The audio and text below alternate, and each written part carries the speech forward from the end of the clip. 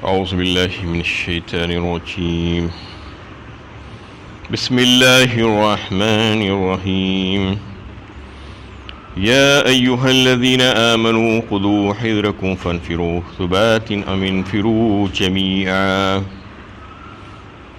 اے ایمان والو، اپنے ہتھیار سنبھالو اور جہاد کے لیے نکلو، الگ الگ دستوں کی شکل میں یا اکٹھے ہو کر۔ یہ سورہ نساء کی 71 نمبر کی آیت ہے۔ اس میں دشمن سے مقابلے کے موقع پر مسلمانوں کو کیا کرنا چاہیے اس کی ہدایت دی گئی ہے۔ ایمان والے بندوں سے خطاب کرتے ہوئے سب سے پہلے آیت کے پہلے حصے میں اللہ تعالیٰ حکم فرما رہے ہیں کہ تم اپنے بچاؤ کی تدابیر کرو۔ دشمن سے مقابلہ ہو تو ہتھیار درست کرو اور اچھے طریقے سے دیکھ بھال لو۔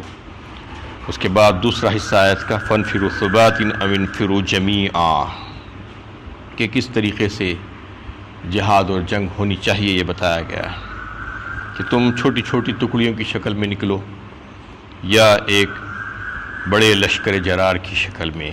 دو صورتیں ہو سکتی ہیں۔ اس میں یہ ہے کہ دو طریقے سے جنگیں لڑی جاتی تھی۔ دشمن کے اوپر ایک چھاپا مار کر جنگ لڑی جاتی تھی، جسے سریہ کہتے ہیں، جو چھوٹے چھوٹے دستے جا کر چھاپا مارتے تھے، اور ایک دوسری طریقے کی جو جنگ ہوتی تھی وہ یہ کہ ایک بڑے لشکر سے دو بدو مقابلہ ہو جائے۔ یہ دو طریقے جو ہے بات اللہ تعالیٰ نے یہاں پر بتائی ہے۔ مسافر کے لیے بھی حدیث میں اللہ کے نبی صلی اللہ علیہ وسلم نے یہی فرمایا کہ ایک تنہا اگر مسافر ہوگا تو وہ شیطان ہے ایک، اور اگر دو ہو تو دو شیطان ہیں۔ اس لیے فرمایا کہ تین ہونا چاہیے سفر میں، تین ہوں گے تو ایک جماعت ہے کہا اس کو۔ اسی طریقے سے حالت جنگ میں بھی علیحدہ علیحدہ اکیلے اکیلے نکلیں گے تو دشمن چھا جائے گا، دشمن سے نقصان کا اندیشہ ہے۔ اس لیے چاہیے کہ جماعتوں کی شکل میں، ٹکڑیوں کی شکل میں نکلیں، چاہے چھوٹی ٹکڑی ہو چاہے بڑی جماعت ہو۔ وَإِنَّ مِنْكُمْ لَمَن لَّيُبَطِّئَنَّ فَإِنْ أَصَابَتْكُم مُّصِيبَةٌ قَالَ قَدْ أَنْعَمَ اللَّهُ عَلَيَّ إِذْ لَمْ أَكُن مَّعَهُمْ شَهِيدًا۔ تم میں کوئی ایسا تو ہے جو ٹال مٹول کرتا ہے، اگر تم پر کوئی مصیبت آ پڑتی ہے تو کہتا ہے کہ اللہ نے مجھ پر بڑی مہربانی کی کہ میں ان لوگوں کے ساتھ شریک نہ ہوا۔ اس آیت میں ان منافقین کا حال اور ان کی اقوال اللہ تعالیٰ بیان فرما رہے ہیں۔ یہ آیت اور اس کے بعد کی آیت میں کہ منافقین کا حال یہ تھا کہ ان کے دل میں ایمان ہی نہیں تھا۔ جب دل میں ایمان نہیں ہے تو اپنے جان و مال کو پیش کرنا کہاں سے ہو سکتا ہے، کہاں ممکن تھا ان کے لیے۔ اس لیے جہاد کا موقع آتا تو پیچھے ہٹ جاتے اور پیچھے ہٹ کر بیٹھے رہتے، اور جب مسلمانوں کو کوئی تکلیف پہنچ جاتی تو اس وقت یہ کہتے کہ اللہ کا فضل ہو گیا ہمارے اوپر۔ فَإِنْ أَصَابَتْكُم مُّصِيبَةٌ قَالَ قَدْ أَنْعَمَ اللَّهُ عَلَيَّ إِذْ لَمْ أَكُن مَّعَهُمْ شَهِيدًا، کہ ہم اس وقت وہاں پر موجود نہیں تھے، اگر ہم بھی چلے جاتے تو ہم کو بھی تکلیف پہنچ جاتی۔ یہ شکر ادا کرتے ہیں اللہ کا یہ منافقین وہاں پر نہ جانے کی وجہ سے۔ وَلَئِنْ أَصَابَكُمْ فَضْلٌ مِّنَ اللَّهِ لَيَقُولَنَّ كَأَن لَّمْ تَكُن بَيْنَكُمْ وَبَيْنَهُ مَوَدَّةٌ يَا لَيْتَنِي كُنتُ مَعَهُمْ فَأَفُوزَ فَوْزًا عَظِيمًا۔ اور اگر تم پر اللہ کا فضل ہوتا ہے تو گویا تمہارے اور اس کے درمیان دوستی تھی ہی نہیں، کہنے لگتا کہ کاش میں بھی ان کے ساتھ ہوتا کہ مجھے بڑی کامیابی حاصل ہو جاتی۔ اب دوسری شکل جب ہو جاتی، مسلمانوں کو اللہ تعالیٰ فتح و نصرت اور غلبہ اور غنیمت عطا فرماتے ہیں، تو اس وقت یہ لوگوں کو بھی لالچ آتا ہے اور یہ کہنے لگتے کہ کاش ہم بھی ان کے ساتھ ہوتے۔ بالکل ایسا ظاہر ہوتا جیسا کہ مسلمانوں سے ان کا کوئی تعلق تھا ہی نہیں، بالکل اجنبی غیر ہیں، کہ ہم بھی اگر چلے جاتے، ہم بھی مل جاتے ان کے ساتھ تو ہم کو بھی فائدے مل جاتے، غنیمت مل جاتی۔ یہ کہہ کر جو ہے وہ لوگ حسرت کرنے لگتے۔ فَلْيُقَاتِلْ فِي سَبِيلِ اللَّهِ الَّذِينَ يَشْرُونَ الْحَيَاةَ الدُّنْيَا بِالْآخِرَةِ وَمَنْ يُقَاتِلْ فِي سَبِيلِ اللَّهِ فَيُقْتَلْ أَوْ يَغْلِبْ فَسَوْفَ نُؤْتِيهِ أَجْرًا عَظِيمًا۔ تو اللہ کی راہ میں ان لوگوں کو جنگ کرنی چاہیے جو دنیا کی زندگی کو آخرت کے بدلے فروخت کر دیں، اور جو شخص اللہ کی راہ میں جنگ کرے گا پھر وہ مارا جائے یا غالب ہو، ہم اسے ضرور اجر عظیم عطا کریں گے۔ اس میں اللہ تعالیٰ ہدایت دے رہے ہیں ان لوگوں کو اور ان کو ترغیب دی جا رہی ہے کہ جنگ لڑنی چاہیے اللہ کی راہ میں ان لوگوں کو جو اپنی زندگیوں کو آخرت کے بدلے بیچ چکے ہیں، یعنی آخرت کے بدلے اپنی دنیا کی زندگی کا سودا کر چکے ہیں، ان لوگوں سے جنگ لڑنا چاہیے جو دنیا کو خرید چکے ہیں آخرت کے بدلے۔ یعنی دو قسم کے جو لوگ ہوں گے دنیا میں، ایک وہ لوگ ہوں گے جو راہ اللہ میں لڑ رہے ہوں گے، وہ کون لوگ ہوں گے؟ جو آخرت کی فکر کرنے والے، آخرت کو انہوں نے خرید لیا ہے دنیا کے مقابلے میں، وہ لوگ ان دشمنان سے لڑیں گے، اللہ کے دشمنوں سے، جنہوں نے دنیا ہی کو سب کچھ سمجھ لیا اور یہاں کا فائدہ حاصل کرنے کی غرض سے، یہاں کی چھوٹی چھوٹی چیزوں کو حاصل کرنے کی غرض سے آخرت کو انہوں نے خیرآباد کہہ دیا۔ تو ان لوگوں سے لڑنے کے لیے کہا جا رہا ہے، ترغیب دی جا رہی ہے کہ تمہیں لڑنا چاہیے ان لوگوں سے۔ ان اللہ اشتری من المؤمنین انفسهم واموالهم بان لهم الجنہ یقاتلون فی سبیل اللہ فیقتلون ویقتلون وعدا علیہ حقا، فرمایا سورۃ توبہ 11ویں پارے میں اللہ تعالیٰ نے، بے شک اللہ تعالیٰ نے سودا کر لیا ہے، خرید لیا ہے مسلمانوں سے ان کے مالوں اور ان کی جانوں کو، اس کے عوض کے ان کو جنت ملے گی۔ یہ وعدہ ہے اللہ تعالیٰ کا سچا وعدہ۔ اس میں بتایا گیا ہے اللہ تعالیٰ کی طرف سے کہ مسلمانوں کی جان اور مال اللہ تعالیٰ نے پہلے ہی خرید لی ہے، اب وہ جان و مال ان کی نہیں رہی ہے، یعنی انہیں چاہیے کہ وہ اس کو استعمال کریں تو اللہ تعالیٰ کی مرضیات کے مطابق ہی استعمال کریں، اس لیے کہ جنت دینے کا اللہ تعالیٰ نے وعدہ کیا ہے جان و مال کے بدلے میں۔ تو پھر جب اللہ تعالیٰ نے اس کو حاصل کر لیا ہے، وہ اللہ تعالیٰ ہی کی ہے، تو پھر اب اس کا عمل، یعنی انسان کا عمل دنیا میں ویسا ہی ہونا چاہیے جو اللہ تعالیٰ کو پسند آنے والا ہو، اللہ تعالیٰ جس سے راضی ہو جائیں۔ اس میں اللہ تعالیٰ نے یہ فرما دیا کہ وہ لڑتے ہیں، مارتے ہیں اور مرتے ہیں، یعنی اللہ کی راہ میں جہاد کرتے ہیں، اپنی جانوں کو پیش کرتے ہیں، اپنے مالوں کو پیش کرتے ہیں، اس وجہ سے کہ اللہ تعالیٰ نے اس کو خرید لیا ہے جنت کے عوض میں۔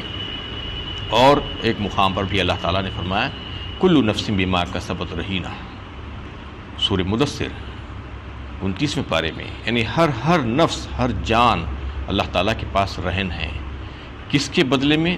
اپنے عمل کے بدلے میں، یعنی اگر اچھا عمل کرے گا، نیک عمل کرے گا تو پھر اس کی جان چھوٹے گی اور جنت میں جائے گا، اور برا عمل کرے گا تو جان نہیں چھوٹے گی، جہنم میں جائے گا۔ دنیا میں بھی آپ جیسا رہن رکھتے ہیں، کوئی چیز رہن رکھ کر پیسہ لیتے ہیں، پیسہ لوٹائیں گے تو رہن کی چیز واپس ملے گی، پیسہ نہیں لوٹائیں گے تو جو چیز رہن رکھی تھی وہ واپس نہیں ملے گی، نقصان ہو جائے گا، گھاٹا ہو جائے گا، ڈوب جائے گی وہ۔ بالکل اسی طریقے سے زندگی ہے انسان کی، اس کو اللہ تعالیٰ نے اپنے پاس رہن رکھا ہے اور کہا ہے کہ اچھے عمل کرو، جنت میں آ جاؤ، اپنی جان کو چھڑا لو، برے عمل کرو گے تو جان نہیں چھوٹے گی، جہنم میں جاؤ گے۔ کل نفس بما کسبت رہینہ فرمایا۔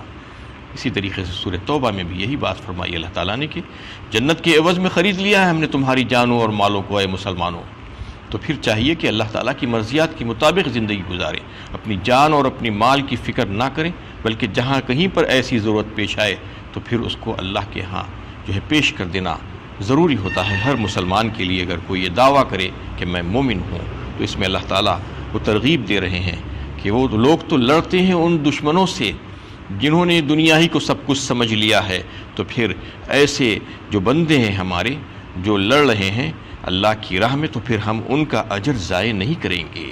فسوف نؤتیہ اجرا عظیما او یغلب فیقتل او یغلب فرمایا، یا تو وہ قتل ہوں گے یا غالب آئیں گے، دو میں سے کوئی ایک ہی صورت ہو سکتی ہے، دونوں تو نہیں ہوں گے۔ جنگ جیت کر آئیں گے تو غازی ہوں گے، مال غنیمت ملے گا، اور ہاریں گے بھی تو شہید ہوں گے، شہادت کا درجہ پائیں گے۔ دونوں صورتوں میں مسلمانوں کو فائدہ ہے۔ فسوف نؤتیہ اجرا عظیما، پھر ہم اسے ضرور اجر عظیم عطا فرمائیں گے۔ وما لكم لا تقاتلون في سبيل الله والمستضعفين من الرجال والنساء والولدان الذين يقولون ربنا أخرجنا من هذه القرية الظالم أهلها واجعل لنا من لدنك وليا واجعل لنا من لدنك نصيرا۔ اور تمہیں کیا ہو گیا ہے کہ اللہ کی راہ میں جنگ نہیں کرتے؟ ان بے بس مرد، عورتوں اور بچوں کی خاطر فریاد کر رہے ہیں کہ اے ہمارے رب ہمیں اس بستی سے نکال جس کے باشندے ظالم ہیں، اور اپنی طرف سے کسی کو ہمارا حامی بنا، اور اپنے پاس سے ہمارا کوئی مددگار کھڑا کر۔ اس میں یہ بات بتائی ایک کہ ایک بستی جو ظالم تھی، وہاں پر کچھ لوگ تھے کمزور قسم کے، تو ان کو نکالنے کے لیے کہا جا رہا ہے۔ کون سی بستی تھی؟ اس سے مراد مکۃ المکرمہ، جہاں پر کفار کا غلبہ تھا۔ اس وقت اللہ کے نبی صلی اللہ علیہ وسلم اللہ کے حکم سے ہجرت کر گئے مدینہ طیبہ، اور آپ صلی اللہ علیہ وسلم کے ساتھ دیگر مسلمان بھی ہجرت کر گئے، لیکن مکے میں کچھ اور لوگ بھی بچ گئے تھے جو ہجرت نہیں کر پائے تھے کسی وجہ سے۔ وہ اس قابل نہیں تھے کہ ہجرت کر سکتے تھے، جیسا کہ بڑے بوڑھے ضعیف لوگ تھے جن میں اتنی طاقت نہیں تھی کہ وہ چل کر مدینہ طیبہ جا سکیں، یا ان کے پاس اور کوئی دوسری سہولت نہیں تھی، یا عورتیں تھیں اکیلی تھی وہ نہیں جا سکتی تھی، یہ چھوٹے بچے تھے۔ یہ تمام لوگوں کے تعلق سے اللہ تعالیٰ یہاں پر فرما رہے ہیں کہ وہ لوگ فریاد کر رہے ہیں اللہ تعالیٰ سے کہ اے ہمارے رب، ہم کو اس ظالموں کی بستی سے نکال۔ تو کیا ہو گیا ہے؟ تم کیوں نہیں لڑتے اللہ کی راہ میں؟ اللہ تعالیٰ فرما رہے ہیں مسلمانوں سے، ایمان رکھنے والے بندوں سے کہا جا رہا ہے کہ لڑو ان سے، جہاد کرو اور اپنے بھائیوں کو بچاؤ، وہاں پر جو بے بس ہیں مرد اور عورتیں اور بچے، اس بستی سے نکالو ان کو، وہاں کے ظالم ہیں باشندے۔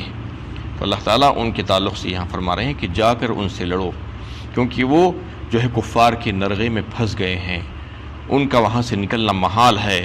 تم جا کر ان کو نجات دلاؤ اور ہمارے پاس ہی ہمارا کوئی مددگار کھڑا کر دو۔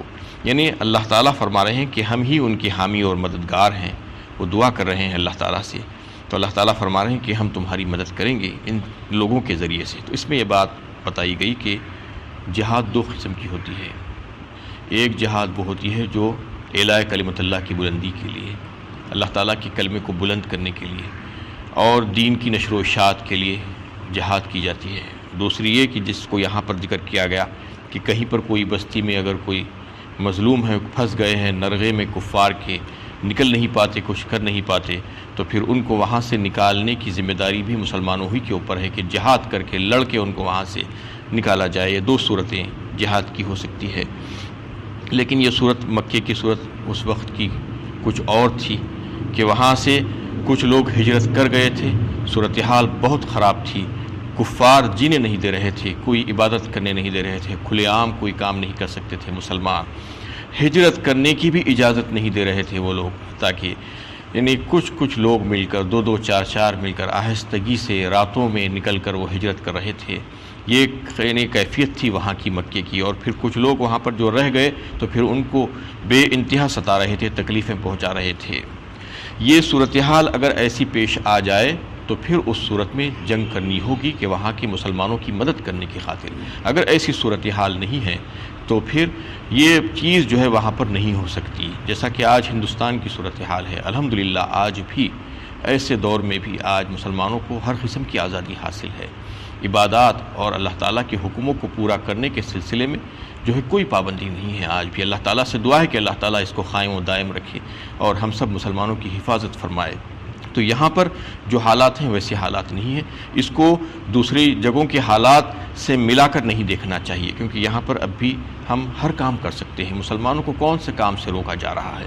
ہر قسم کا جو ہے حکم ہم بجا لا سکتے ہیں، تو اس میں جو ہے کوئی پابندی ہمارے لیے یہاں پر مسلمانوں کے لیے نہیں ہے۔ اگر کوئی یہ کہہ رہا ہے کہ وہاں سے آ کر ہم ان کو چھڑائیں گے، ان کی مدد کریں گے، تو کسی کی کوئی مدد کی ضرورت نہیں ہے، اللہ کی مدد ہمارے لیے کافی ہے، اور اللہ تعالیٰ ہمارے حالات بہت اچھے رکھے ہیں اور آئندہ بھی اچھے رکھیں گے۔ تو اس میں جو ہے یہ بتایا گیا ہے کہ اگر حالات خراب ہوں تو یعنی ہجرت کر جاؤ، ہجرت کر سکتے ہیں۔ اگر کوئی یہ سمجھ رہا ہے کہ میرے حالات یہاں پر اچھے نہیں ہیں تو پھر یہاں سے نکل جاؤ، کوئی دوسری جگہ پر چلے جاؤ جہاں پر تم آرام کے ساتھ، سکون کے ساتھ اللہ تعالیٰ کی عبادت کر سکتے ہو اور اللہ تعالیٰ کے احکامات کو بجا لا سکتے ہو، جیسا کہ اگلے 5-6 رکوع کے بعد اسی صورت میں جو ہے وہ بات آ رہی ہے ہجرت کے متعلق۔ اگر کوئی جو ہے نہیں سمجھ رہا ہے کہ ہجرت کرنا نہیں ہے تو پھر یہیں پہ رہو، یہاں پر جو ہے حالات ٹھیک ہے مسلمانوں کے لیے اور اللہ تعالیٰ کے حکموں کو بجا لایا جا سکتا ہے، اس لیے اس کو جو ہے کسی اور دوسری جگہ سے نہیں جوڑنا چاہیے۔ یہ بات اللہ تعالیٰ نے یہاں پر واضح فرما دی کہ جہاں پر تکلیف دہ صورتحال ہو جائے تو پھر وہاں پر جو ہے جہاد کرنا ہوگا۔ اور پھر ایک بات اور یہ کہ مسلمانوں کو ہمیشہ ان کے پیش نظر یہ ہونا چاہیے کہ اللہ کا قانون اللہ کی زمین پر نافذ ہو۔ یہ بات ان کے پیش نظر رہنا اور ان کے دل میں یہ بات ہونا، نیت ہونا ان کی، اور اللہ تعالیٰ سے دعائیں بھی کرنا چاہیے کہ اللہ تعالیٰ کا قانون اللہ کی زمین پر نافذ ہو۔ تو اس سلسلے میں سب سے پہلے اس کو اپنے دل پر اللہ کے قانون کو نافذ کرنا ہوگا، شریعت کو نافذ کرنا ہوگا، اپنی ذات پر، اپنے اہل و عیال پر، اپنے گھر والوں پر، اپنے خاندان والوں پر، نہ کہ جو ہے ملکوں میں قانون نافذ کرنے کی کوشش کریں۔ پہلے اپنی ذات پر نافذ نہیں کیے ہیں، شریعت اپنے گھر میں نہیں آئی ہے اور شریعت کو لاگو کرنے جا رہے ہیں ملک میں۔ یہ بالکل غلط بات ہے، غلط طریقہ ہے۔ صحیح طریقہ یہ ہے کہ سب سے پہلے تو یہ سوچ لینا چاہیے اور یہ اس بات کا تہیہ کر لینا چاہیے کہ اللہ کا قانون اللہ کی زمین پر نافذ ہونا چاہیے۔ یہ ہر مسلمان کا ارادہ اور نیت ہونا، خلافت جسے کہتے ہیں۔ خلافت آئے گی انشاءاللہ، قیامت سے پہلے اللہ تعالیٰ لائیں گے، اور اس کے لیے ہر مسلمان کے دل میں یہ خواہش اور تڑپ ہونی چاہیے۔ لیکن اس کے سلسلے میں جو ہے پہلے اپنے آپ سے شروع کرنا ہوگا، اپنے آپ کو اچھا سچا پکا مسلمان بنانا، شریعت کو اپنی ذات پر نافذ کرنا، امپلیمنٹ کرنا، اور اپنے گھر والوں پر نافذ کرنا، اور اپنے اہل و عیال پر، اپنے دوستوں اور احباب پر، اپنے خاندان رشتہ داروں والوں پر، اور اپنے جان پہچان والوں کے سامنے پیش کر کے اس کو نافذ کرنے کی کوشش کرنا۔ اللہ تعالیٰ کے قانون کو جو ہے زمین پر نافذ کرنے کا طریقہ یہی ہے کہ شروعات کہاں سے ہونی چاہیے، وہاں سے شروع کرنا، یعنی وہاں چھوڑ کر ملکوں پر یعنی شریعت کو نافذ کرنے کی کوشش نہیں کرنا، پہلے اپنے آپ پر نافذ کرنا، اس کے بعد آہستہ آہستہ آگے بڑھنا، اور دل میں یہ خیال اور نیت اور یہ جوش جو ہے اور یہ جذبہ ہونا چاہیے، اور اللہ تعالیٰ سے دعائیں مانگنا چاہیے کہ اللہ تعالیٰ اپنا قانون اس زمین پر نافذ کرے۔ تو اس میں جو ہے ان لوگوں کے لیے کہا گیا تھا کہ لڑو تم ان لوگوں سے جو ظالم ہیں، جو بستی والے، جہاں پر یعنی کمزوروں کو رکھ کر جو ہے دبا دیا گیا ہے، ان کو ایک نرغے میں لے لیا گیا ہے، ان کو وہاں سے چھڑا کر لے کر آؤ۔ وآخر دعوانا ان الحمد للہ رب العالمین۔